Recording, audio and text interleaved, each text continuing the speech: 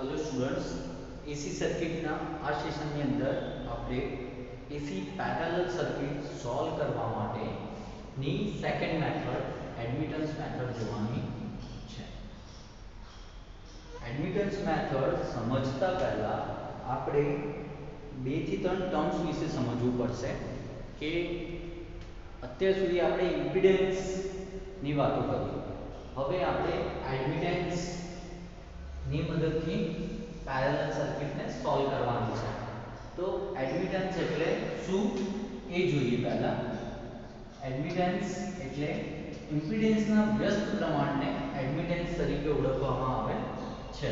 એટલે કે y 1/z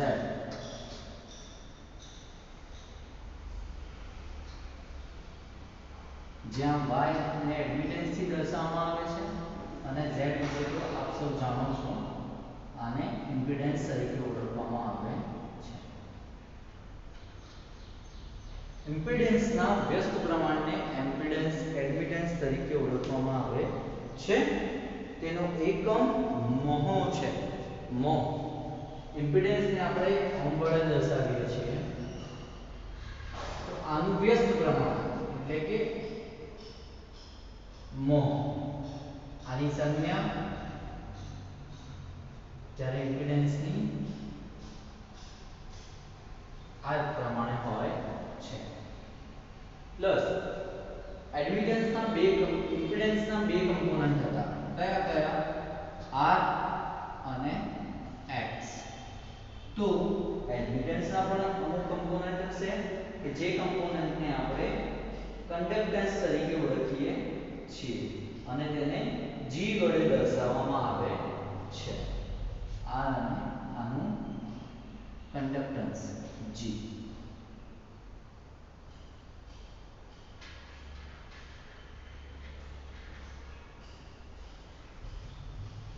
જેવી રીતે ઇમ્પિડન્સના બે કમ્પોનન્ટ R અને X હોય છે તેવી જ રીતે એડમિટન્સના પણ બે કમ્પોનન્ટ હોય છે જેને કન્ડક્ટન્સ એટલે કે G વડે દર્શાવવામાં આવે છે. તો એને આપણે લખી કઈ રીતે શકીએ છીએ? G y કારણ કે x મેં આની પહેલા પણ તમને એક્ઝામ્પલમાં કીધું કે x એક્સિસ કમ્પોનન્ટ અને y axis component cos phi અને sin phi હોય. તો y cos phi G y cos phi. જે આપણે એક્ઝામ્પલ સોલ્વ કરવા માટે આની પહેલાની જે વેક્ટર મેથડમાં યુઝ કર્યા હતા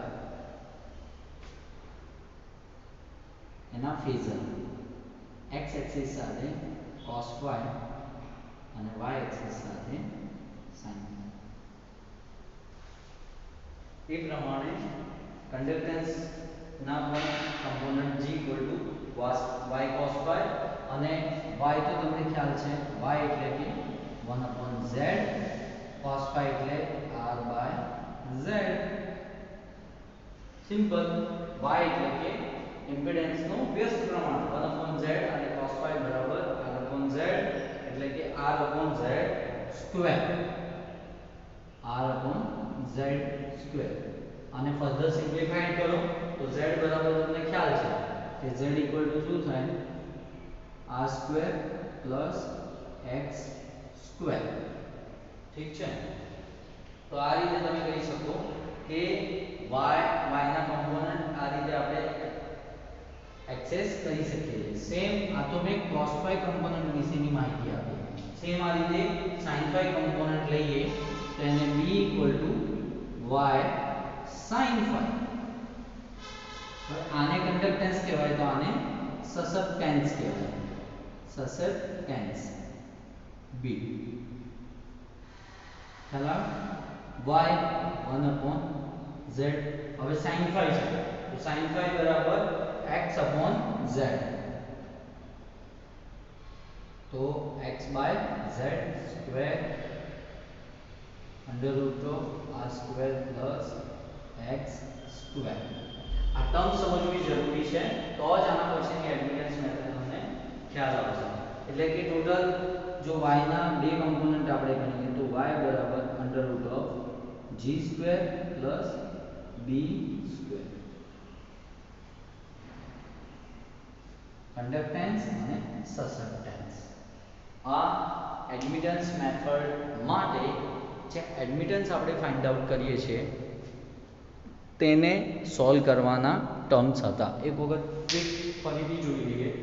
એડમિટન્સ એટલે ઇમ્પિડન્સના વ્યસ્ત પ્રમાણને એડમિટન્સ તરીકે ઓળખવામાં આવે છે.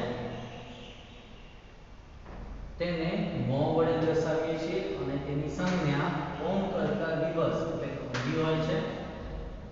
તેના પણ બે કમ્પોનન્ટ cos phi અને sin phi ની સાથે જોડાયેલા હોય છે.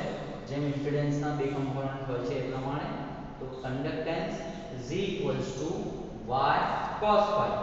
હવે y બરાબર 1/z અને cos phi બરાબર r/z. સો r/z² એટલે કે r ના છેદમાં r² x સ્ક્વેર. એવી રીતે sin phi નો કમ્પોનન્ટ એટલે કે b બરાબર y sin phi. b ને આપણે સસેપ્ટન્સ તરીકે ઓળખીએ છીએ અને y બરાબર 1/z sin phi ને x/z થી ઓળખીએ છીએ x/z. તો આનું સિમ્પ્લિફિકેશન કરીશું તો આપણને મળશે x/z². સો x/r² x² એટલે કે y બરાબર g² b². આ પ્રમાણે તમે એડમિટન્સ કોઈપણ પેરેલલ સર્કિટનો ફાઇન્ડ આઉટ કરી શકો છો.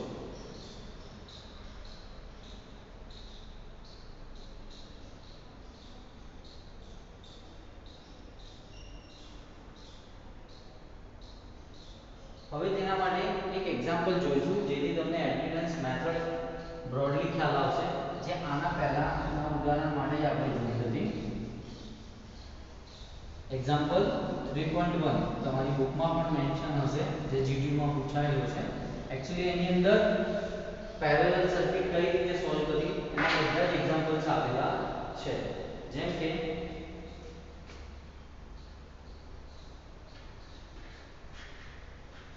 આ એનું સિમ્પ્લિફિકેશન છે. હું અહીંયા રકમ મેન્શન નથી કરતો કારણ કે એક વખત આપણે આની પહેલાના સેશનમાં એને જોયું છે. આ જ સર્કિટને આપણે એડમિટન્સની રીતે સોલ્વ કરવાની છે. આની પહેલા આપણે વેક્ટર ફોર્મથી સોલ્વ કરી હતી. અને આ r1 r2 r3 l1 c1. Okay.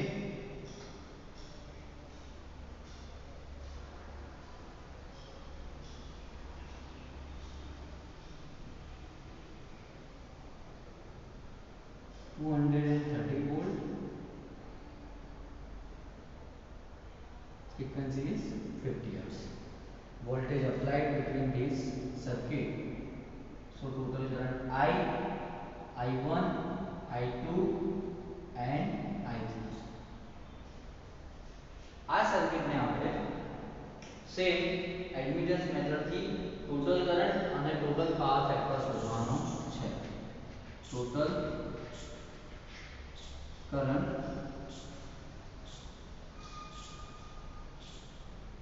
and total power factor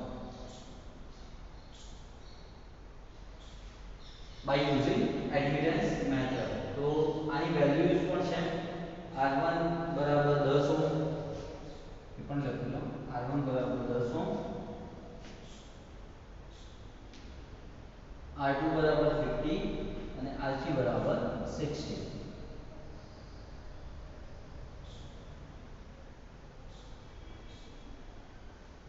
ઇન્ડક્ટરની કિંમત આપેલી છે 15 મિલી હેનરી અને કેપેસિટરની કિંમત આપેલી છે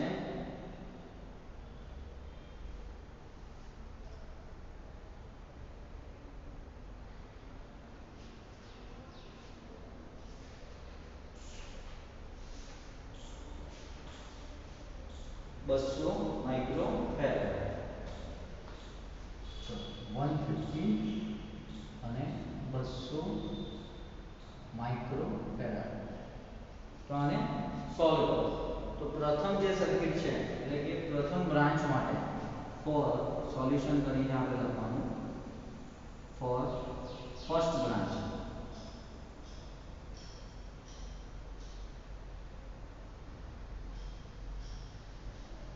પહેલી બ્રાન્ચ માટે તમે જો R1 છે અને 150 મિલી હેનરી ઇન્ડક્ટર છે.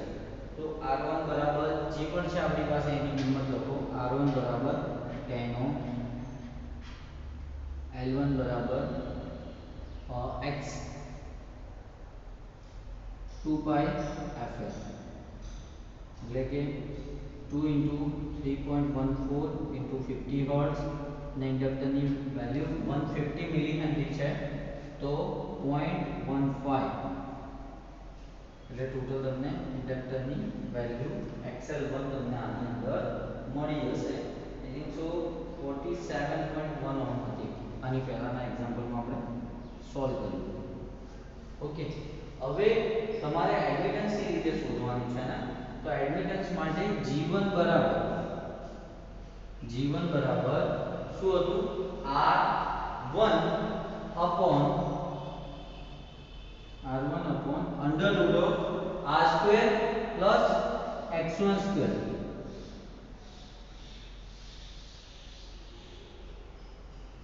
R1 ની કિંમત 10 ઓહ્મ છે અને R1 ની કિંમત 10 નો વર્ગ પ્લસ 47 into 0.1 સ્ક્વેર. આને સોલ્વ કરો એટલે તમને ટોટલ કિંમત મળે G1 ની 0.00431 બટ આ તમને કન્ડક્ટન્સ મળે G નો એક પાર્ટ. હવે એનો બીજો પાર્ટ એટલે કે B1 શોધવો હોય તો B1 બરાબર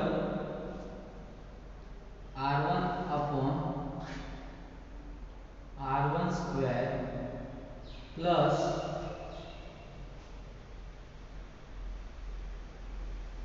X1 square.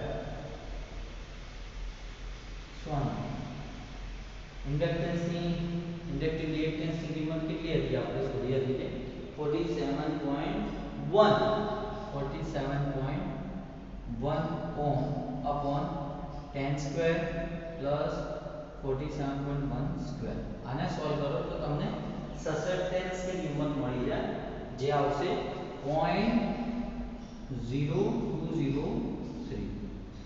આ પણ કમ્પોનન્ટની સાઇન મો આવશે. આ રીતે તમે ફર્સ્ટ બ્રાન્ચ નું શોધ્યું પણ આ કિંમત નેગેટિવ આવે છે એટલે ઇન્ડક્ટિવ સસેપ્ટન્સ છે. આ ધ્યાન રાખવાનું. જો આ વેલ્યુ નેગેટિવ આવતી હોય તો આ વેલ્યુને આપણે કહી શકીએ છીએ ઇન્ડક્ટિવ સસેપ્ટન્સ અને જો પોઝિટિવ આવતી હોય તો આપણે કહીશું કેપેસિટિવ સસેપ્ટન્સ. આ માત્ર પહેલી બ્રાન્ચ માટેનું આપણે સોલ્વ કર્યું છે. પહેલી બ્રાન્ચ માટેની એક વખત ફરીથી જોઈ લઈએ. ફર્સ્ટ બ્રાન્ચ માટે resistance 10 ohm, inductance 150 milli henry આપ્યું છે એટલે એને સોલ્વ કરીએ. XL બરાબર 2 pi fl એટલે 2 ગુણ્યા 3.14 50 હર્ટ્ઝ અને 0.15 મિલી હેનરીનું હેનરીમાં કન્વર્ઝન કર્યું તો તમને કેલ્સીની મદદથી આને સોલ્વ કરો તો 47.1 ઓહ્મ મળે. હવે મેં કહ્યું એ પ્રમાણે y ના બે કમ્પોનન્ટ હોય છે. કયા G and B. ઓકે, તો G1 બરાબર R1 r square plus X1 square. તો એની કિંમત મૂકો તો તમને 0.00431 મોહ મળે. અને B1 કેલ્ક્યુલેટ કરવા માટે સેમ રિએક્ટિવ કમ્પોનન્ટ્સ ઉપર મૂકો X1 r1 square plus X1 square. તો તમને જે કિંમત મળે છે નેગેટિવ હોવાથી તેને ઇન્ડક્ટિવ સસેપ્ટન્સ તરીકે ઓળખવામાં આવે છે. આ ફર્સ્ટ બ્રાન્ચ તમે સોલ્વ કરો. ફર્સ્ટ બ્રાન્ચ પછી હવે સેકન્ડ બ્રાન્ચ જોઈએ. બીજી બ્રાન્ચ માટે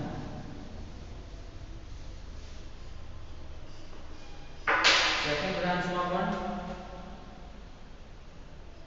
તમે જો I2 બરાબર 50 અને XC1 બરાબર 1/2 pi FC એની કિંમત 200 માઇક્રોફેરાડ છે એટલે આને સોલ્વ કરીએ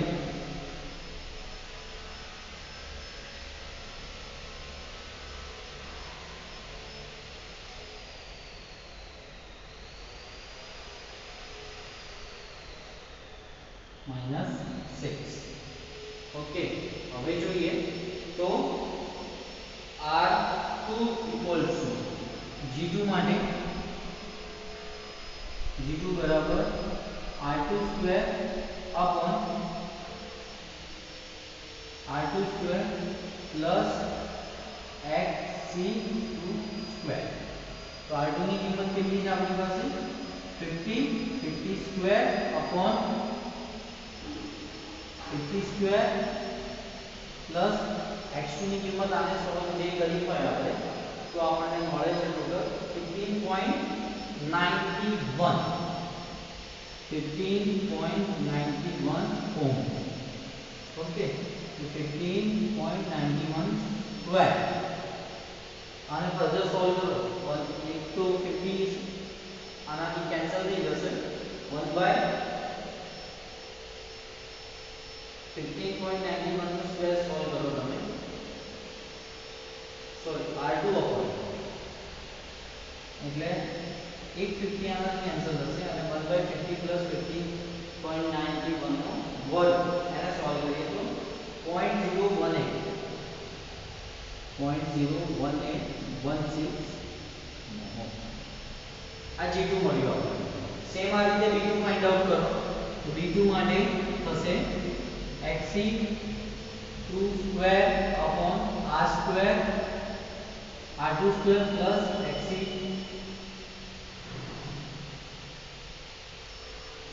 15.91 upon 50 square plus 15.91 square એક ટર્મ કેન્સલ થશે જ્યારે બીજી ટર્મ નું સિમ્પ્લિફિકેશન આપો તો તમને મળશે ટોટલ વેલ્યુ 0.005 ઓહમ આ સેકન્ડ બ્રાન્ચ માટે તમે ફાઇન્ડ આઉટ કર્યું સેમ થિંગ થર્ડ બ્રાન્ચ માટે આપણે ફાઇન્ડ આઉટ કરીશું અને પછી ટોટલ બ્રાન્ચીસ નો એડિશન કરી દઈશું થર્ડ બ્રાન્ચ માં તમે જોશો ઓન્લી રેઝિસ્ટિવ કમ્પોનન્ટ આપણને આપ્યો છે તો R3 બરાબર 60 x3 0 તો R3 માટે આપણે લખીશું G3 R3 upon R3 plus square 60 upon 60 square plus 0 1 by 60 એટલે કે આ વેલ્યુ થઈ જશે તમારી 0 સેમ B3 માટે પણ આ જ વેલ્યુ મળશે તમને 0 કારણ કે કોઈ પણ વસ્તુના છેદમાં 0 હોય તો એની વેલ્યુ પણ 0 થઈ જશે હવે તમારી પાસે G1 G2 G3 તથા સસેપ્ટન્સ B1 B2 અને B3 ત્રણ વેલ્યુઝ અવેલેબલ છે તો net conductance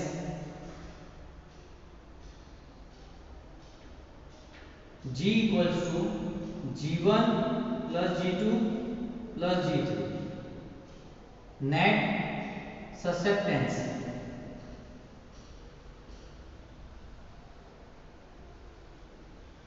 B equals to B1 plus B2 plus B3 calculate करिए तो G3 ની તો કિંમત 0 છે મારી પાસે સેમ એવી રીતે B3 ની પણ કિંમત 0 છે G1 અને G2 ની વેલ્યુ પ્લેસ કરી દઈએ આપણે તો 0.004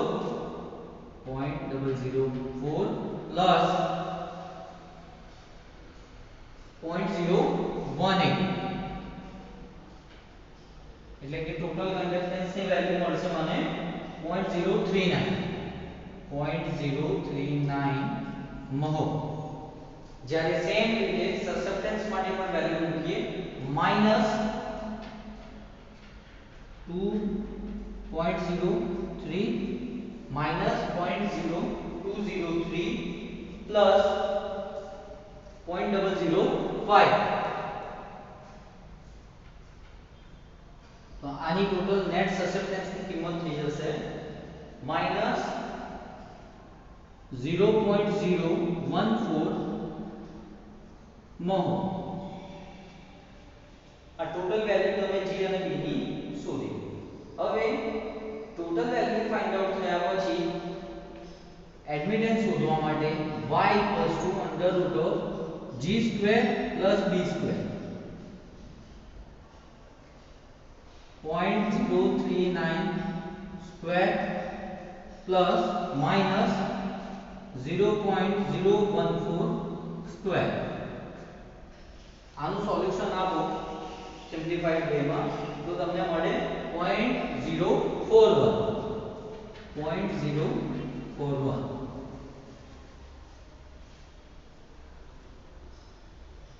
ની કિંમત મળી જાય તમને તો I v into y voltage given છે 230 into 0.041 તો તમને ટોટલ ની વેલ્યુ મળી જશે 8.34 amperes 8.34 amperes.